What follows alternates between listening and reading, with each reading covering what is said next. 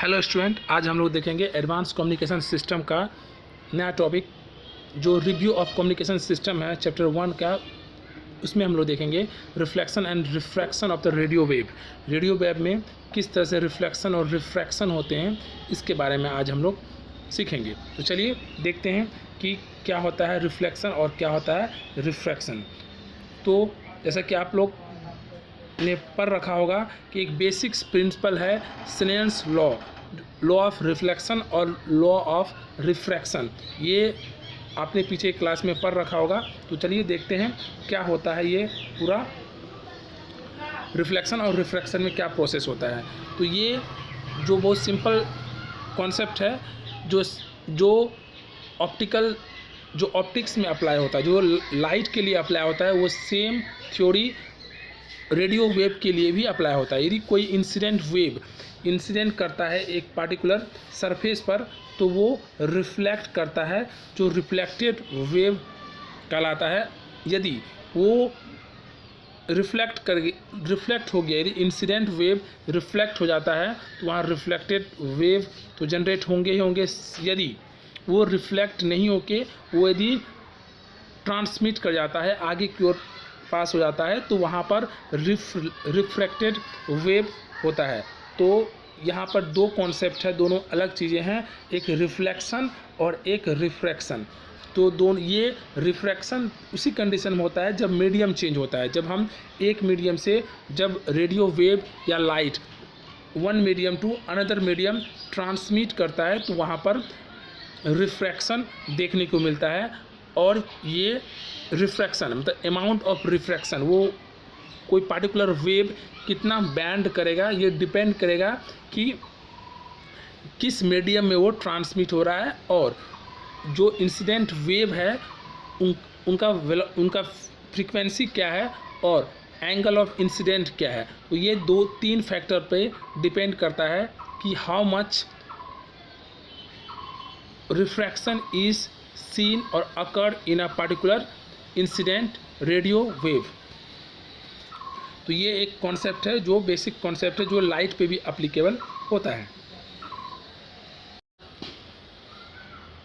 और ये रिफ्रैक्शन जो होता है उसमें एक स्नेल्स एक साइंटिस्ट हैं जिन्होंने ये कॉन्सेप्ट दिया है कि यदि कोई वेव वन मीडियम से अनदर मीडियम में ट्रांसमिट करता है, तो रिफ्लेक्टिव इंडेक्स पहले मीडियम का और उससे इंसिडेंट एंगल जो है, दोनों reflective index multiplication with the sine of incident angle is equal to the reflective index of another medium and refracted angle of that particular medium.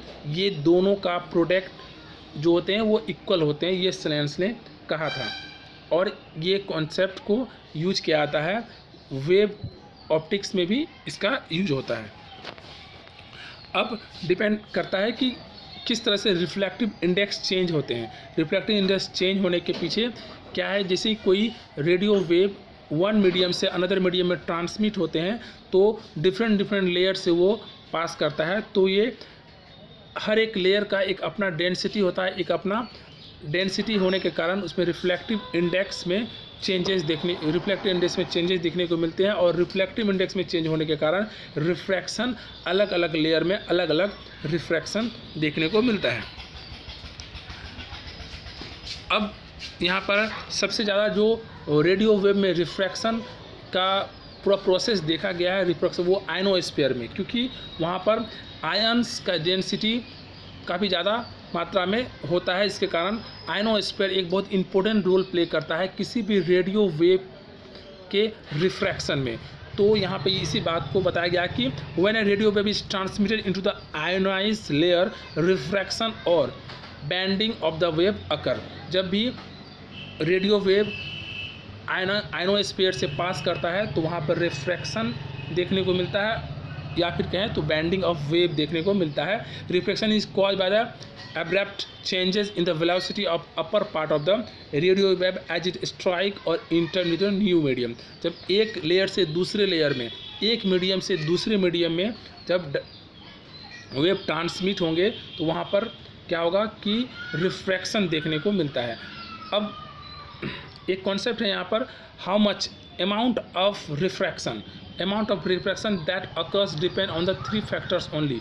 ये तीन बातों पे डिपेंड करता है कि कितना रिफ्रैक्शन होगा, कितना बैंड होगा एक पार्टिकुलर रेडियो वेव। सबसे पहले वो जो पहला फैक्टर है वो है डेंसिटी ऑफ आयनाइजेशन लेयर, कि जो उस पार्टिकुलर लेयर का आयनाइजेशन में डेंसिटी कितना है, उस पार्टिकुलर आयनाइजेशन लेयर का। सेकेंड है फ्रीक्वेंसी ऑफ रेडियो वेव, जो रेडियो वेव ट्रांसमिट किया गया या जो रेडियो वेव इंसिडेंट हो रहा है एक पार्टिकुलर लेयर में, वो उनका फ्रीक्वेंसी कितना है। तो डेंसिटी और फ्रीक्वेंसी, साथ ही साथ थर्ड जो फैक्टर है वो है angle eight which wave is enter the layer, और किस एंगल पे, मतलब एंगल ऑफ इंसिडेंट क्या है, जिस पे कि वो फॉल कर रहा है एक पार्टिकुलर लेयर में, पार्टिकुलर स्फीयर में। तो ये तीन फैक्टर इंपॉर्टेंट है, एक डेंसिटी और फ्रीक्वेंसी और एंगल ऑफ इंसिडेंट। तो ये तीनों फैक्टर ये डिसाइड करता है कि हाउ मच और amount of refraction occur on particular layers.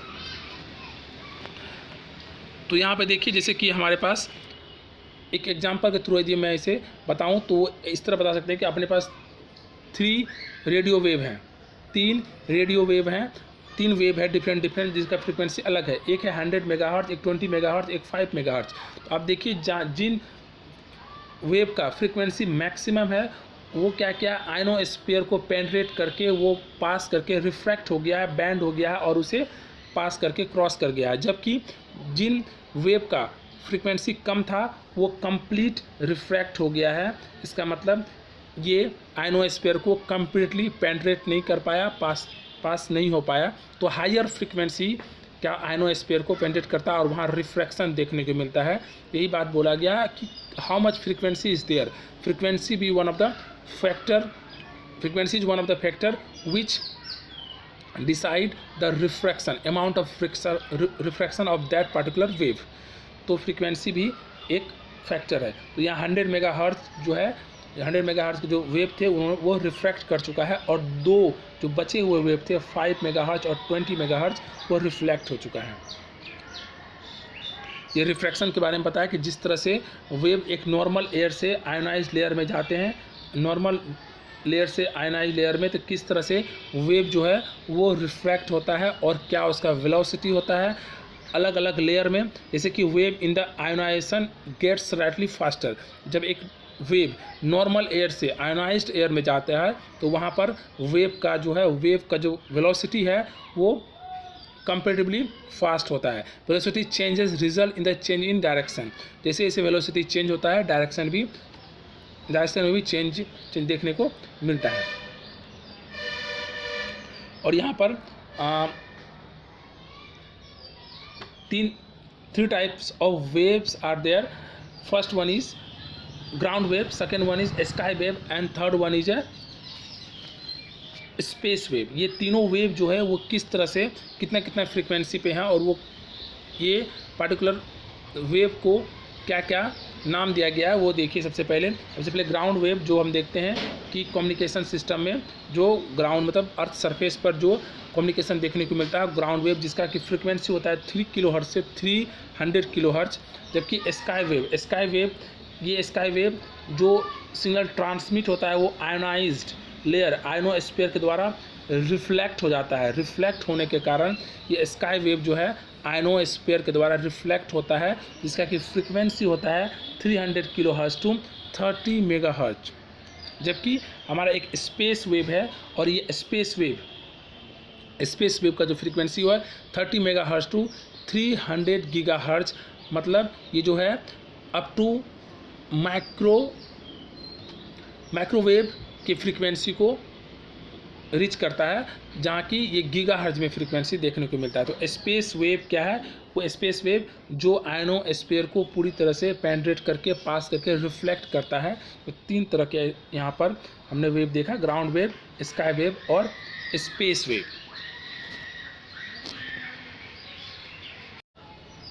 Ionosphere के बारे में बात करें तो आयनोस्फीयरिक लेयर में भी 3 लेयर्स होते हैं। आयनोस्फीयर होते हैं, आयनोस्फीयर में 4 लेयर्स देखने को मिलते हैं। सबसे पहला होता है डी लेयर, ई layer F1 F2, F1 F2 को सिंगल मर्ज किया जाए तो एक F लेयर होता है। तो D, E और F 3 लेयर होते हैं, और तीनों लेयर में जो डेंसिटी ऑफ इलेक्ट्रॉन्स है, डेंसिटी ऑफ आयन्स है, वो डिफरेंट होने के कारण इसमें अलग अलग इसके रिफ्लेक्टिव इंडेक्स देखे गए हैं, और जिसके कारण ये हायर फ्रीक्वेंसी के जो वेव होते हैं वो इसे पेंट्रेट कर पाता, जो लोअर फ्रीक्वेंसी होता है वो इसे पेंट्रेट नहीं कर पाता और वो रिफ्लेक्ट हो जाता है। तो डी ई F1 और F2 that is a kind of layer of ionosphere which have a different reflective index due to the different ionizing, different number of ions are there. Density of electrons or density of ions are completely different in different layer. That's why that layer are categorized in the 4 types. तो यहाँ पर यही है कि इसलिए अब यहाँ पर एक चीज़ देखने को है कि जो FM वेव है, ये FM वेव इसका फ्रीक्वेंसी ज़्यादा होने के कारण ये क्या आयनोस्फीयर को क्या क्या पेंट्रेट करके आगे ट्रांसमिट हो गया, रिफ्रैक्शन देखने को मिला है, बैंड हुआ है, रिफ्रैक्शन हुआ है। और टीवी वेव में भी यही हुआ है कि रिफ्रैक्शन हुआ है, आगे जा कर के बैंड हुआ है। जबकि FM हम लोग पता भी है कि FM का जो फ्रीक्वेंसी होता है लो कम होता है, लोअर होता है कंपेयर टू FM और टीवी वेव। तो इसका फ्रीक्वेंसी कम होने के कारण ये आयनोस्फीयर को पूरी तरह से पेंट्रेट नहीं कर पाया और ये रिफ्लेक्ट हो गया। तो इस तरह के प्रोसेस, इस तरह के इंसिडेंट देखने को मिलते हैं आयनोस्फीयर में।